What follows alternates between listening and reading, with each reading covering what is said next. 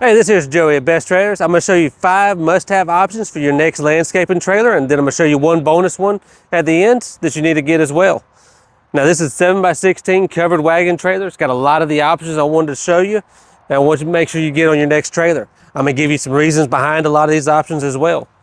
Now, on the end of the ramp here, the knife edge ramp is what you want to get.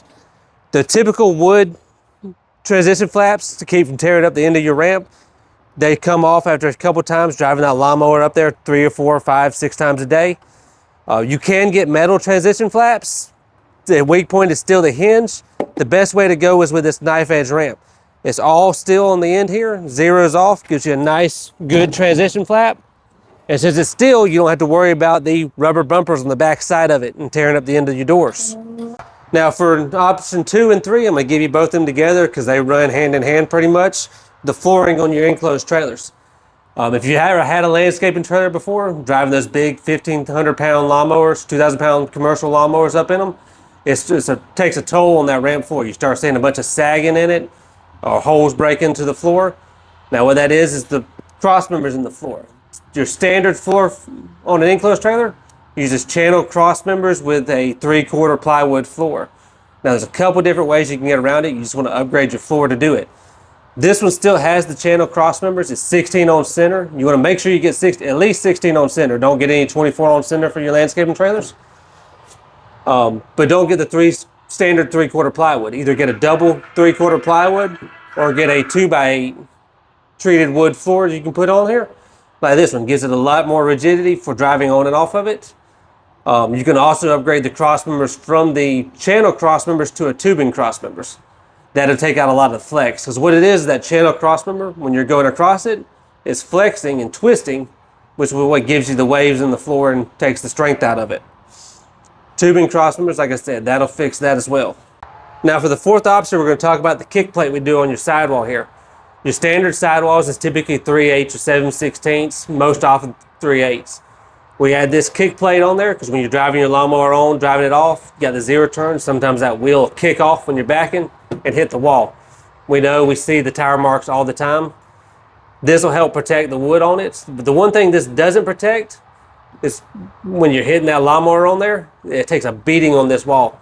You want to make sure you try to avoid that. There's no way to get around that. Just try to avoid hitting your lawnmower on the wall, because I've seen it knock these walls loose where the whole wall comes disconnected. And then we've got to pull the whole interior out, brace it up, and re-weld everything back together. All right, now your 5th must-have option is equipment storage. You don't want to be throwing your equipment down and having to pull bunches of equipment out just to get to the piece that's on bottom or ended up on bottom. It's a good way to tear up equipment, and it just doesn't look very professional. And you go very minimalistic like this and put some shelves across the front where you can put your blowers, weed eater racks, gas cans, whatever. Or we have options with like Rackham Manufacturing. They do a whole bunch of landscaping equipment. Basically make your enclosed junk trailer with everything thrown out go from this to this. They have walls mounted weed eater racks, wall mounted blower racks, shovel racks, gas can racks, a number of different options. Anything for landscaping, they make a rack for it to where we can get it up out of the floor and not have a big pile of mess in the floor. Right, now for the bonus options you want to get. You want to get some kind of good securing lock to put on it, especially the back door, side door, keep all your equipment safe.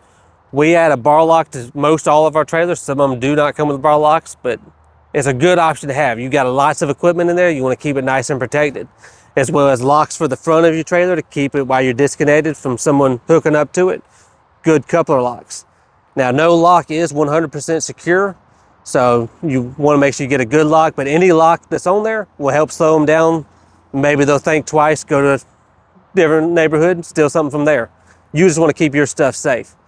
If you do want good locks, we've got some good universal locks, or you could get the high dollar locks like Proven Industries, which are coupler specific and extremely hard to get off. The only way you get those off is with a cutting torch.